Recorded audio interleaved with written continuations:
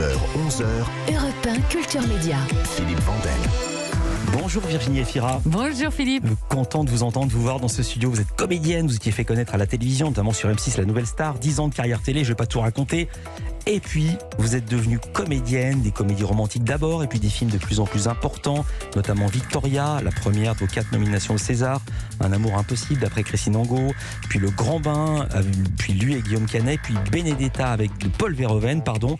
Et votre actualité, vous êtes à l'affiche du film En attendant Bojangles de Régis Ronsard avec Romain Duris et Grégory Gadebois. Ça sort demain. C'est adapté très librement, il faut le dire, du roman qui fut un best-seller et qui l'est toujours d'Olivier Bourdeau. Ça a cartonné en librairie, ça fait l'objet d'une adaptation au théâtre, une autre en bande dessinée. Est-ce que vous l'aviez lu à l'origine, le roman? Est-ce que vous l'avez lu depuis? Je l'ai lu depuis, je ne l'avais pas lu au départ quand j'ai reçu la proposition. Et alors, adapté très librement, moi je trouve pas tant que ça. Je trouve que c'est assez fidèle au roman. Après, c'est vrai que le point de vue change. Après, on va rentrer dans les spécificités pour les gens qui ne l'auraient pas lu. Si on peut le dire, c'est raconté du point de vue du petit garçon dans le livre, ça. et là c'est raconté du point de vue des adultes dans le film. Oui, ou d'un point de vue en tout cas objectif, quoi. C'est-à-dire pas une subjectivité, le regard de l'enfant sur ses parents, comme une chose, comme un regard extérieur. Et j'avais pas lu le livre, et j'ai fait de ce handicap une force, comme il faut tenter de le faire dans l'existence, en me disant, parce que les lecteurs de ce livre l'aiment énormément. C'est genre une lecture qui ne disparaît pas pour ceux qui l'ont aimé. Tous les fans, quasiment tous les fans de Dune ont détesté le film Dune. Donc vous aviez peur de cet écueil. Oui, c'est vrai, mais c'était intéressant. Ils n'ont pas aimé celui de Lynch, ils n'ont pas forcément aimé celui-là, mais le livre a l'air très très particulier. Alors là, je sais pas, je pense que c'est souvent le cas quand même. En tout cas, moi, il y a peu de... Après, peut-être quelques Stephen King, où tu dis quand c'est Stanley Kubrick qui fait l'adaptation, c'est quand même vachement bien. Ouais. Enfin bon, c'est toujours compliqué de passer de la littérature au cinéma. Mais du coup, moi, ça m'a enlevé une sacralisation, quoi, quand même, de pas avoir ça. Et après, je l'ai lu, bien entendu, et ça m'a beaucoup aidé sur le tournage, en fait, d'aller puiser des choses du roman pour construire ce personnage. Avant de dire ce que ça raconte, pour se mettre du son, pour se mettre dans l'ambiance, quoi qu'on peut pas tout faire parce que l'image est absolument majestueuse, on va entendre la bande-annonce. N'y pensez même pas. Elle va vous faire perdre la tête.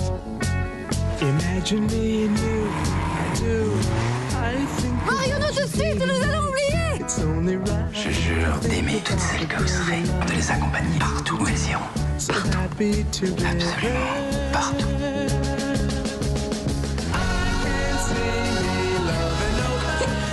Comment va le fruit de nos amours? On va la voir.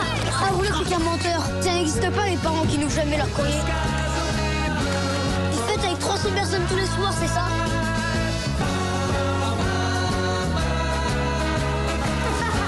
Ça me prend parfois quand je suis au summum du bonheur.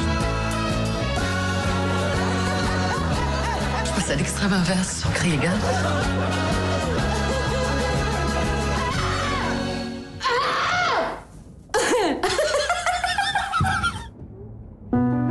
Dis papa, elle est malade, maman. Ni plus ni moins que la plupart des gens. Tu sais, les grands sont tous un peu malades. Hein. On a vu qu'il y avait plein d'ambiances sonores différentes et ça raconte bien le film. Comment le résumer? C'est quoi l'histoire? Oh là là, je suis hyper nulle en pitch. Vous voulez pas le faire? C'est l'histoire d'un amour fou entre un homme et une femme, raconté du point de vue de l'enfant, mais pas vraiment. C'est des fêtards inconditionnels, ils ouvrent pas le courrier, ils vivent dans des endroits absolument majestueux, et tout d'un coup, la réalité les rattrape, et on se demande si... Alors je vais poser la question différemment. Il a bien ce film. Attendez, c'est pas tout. Si vous saviez qu'en plus il y a Efira dedans, vous le trouverez encore mieux. Vous incarnez Virginie Efira Camille, même si elle aime se faire appeler par plusieurs prénoms, Antoinette, Rita, Olga. Qui est votre personnage, ou plutôt qui sont vos personnages? C'est une femme qui a peut-être plus que les autres la perception du vivant. Et quand on a une perception très forte, des pulsions de vie très fortes, ça côtoie forcément aussi noirceur. L'un ne va pas sans l'autre. Donc...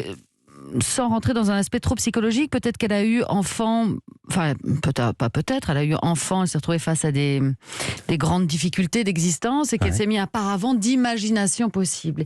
Et c'est quelqu'un qui invente son existence, qui défie les conventions, les schémas sociétaux basiques pour inventer, qui rencontre un homme et c'est un coup de foudre monumental, ils vont avoir un enfant ensemble et cette vie va être c'est entre un naturalisme et une forme de poésie profonde, quoi. Une vie extraordinaire. Mais voilà, c'est ce que je disais, quand on est sur la crête comme ça, forcément, on peut tomber aussi. Cette ferveur et cette poésie, on va l'entendre. Un extrait, elle tombe folle amoureuse, Camille, de Georges, ça se passe bien, sauf qu'elle disparaît après une nuit. Georges fait tout pour la retrouver. Après avoir passé une nuit avec elle, Georges, c'est Romain Duris, ils se retrouvent. Où courez-vous comme ça? J'ai jamais ressenti quoi que ce soit pareil. C'est ce qu'on croit toujours au début, mais dans 2 jours, vous ne pourrez plus me voir en peinture. Parce que j'ai des lubies, figurez-vous.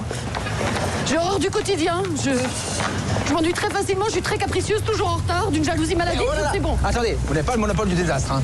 Moi, je suis un coureur, un panier percé, je mens comme un arracheur de dents, vous verrez, je suis la mauvaise foi personnifiée. Bravo, vous êtes une crapule, très bien. N'empêche, c'est moi la championne des causes perdues. Parce que je suis constamment heureuse ou triste, jamais tranquille. Alors, vous devez être bien plus triste que la majorité des gens, d'accord, mais bien plus heureuse aussi. Je dis que vous aviez la voix la plus réconfortante du monde, c'est pas du jeu. Vous savez quoi? Je n'étais jamais tombé amoureux avant de vous rencontrer. Vous pouvez pas me priver d'une expérience si délicieuse. Vous êtes la femme de ma vie. On n'épouse pas la femme de sa vie, ça saurait. Rassurez-vous, l'homme de la vôtre n'est pas encore né. C'est moi qui vais vous le faire. Nous aurons un garçon. Il s'appellera Gary. J'ai toujours été fan de Gary Cooper. Comment c'est de tourner avec Romain Duris? Donc je vais faire court. C'est merveilleux. D'abord parce que quand je le vois, merde, je vais pas arriver à faire court. Quand je le vois, en fait, c'est aussi tous les films que j'ai vus avec lui, hein, déjà, franchement. Et c'est une liberté très forte. Nous, on s'est rencontrés par les cours de danse sur ce film-là. Donc il y avait déjà se rencontrer par le corps, machin. C'est un couple qui s'aime éperdument. Il fallait qu'on se sente très libre l'un avec l'autre. C'est une autorisation qu'il vous donne tout de suite. Et il est aussi fort dans la comédie, ce que contient beaucoup de films, que dans des choses dramatiques. Donc ça aide à aller très loin. Vous le connaissiez depuis combien de temps, Romain Duris, je veux dire, à l'écran, quand vous étiez petite? Ah bah oui, forcément, quoi. Oui. Et puis je trouve que c'est une carrière entre des grands films d'auteur, des grands films populaires assez merveilleuse, quoi. Merci Clapiche qui a découvert Duris. Pourquoi je dis ça? Parce que quand vous étiez petite, c'est votre portrait pré-fame, c'est Lisa Marie Marquez qui arrive dans ce studio. Virginie Efira avec nous, Culture Média continue.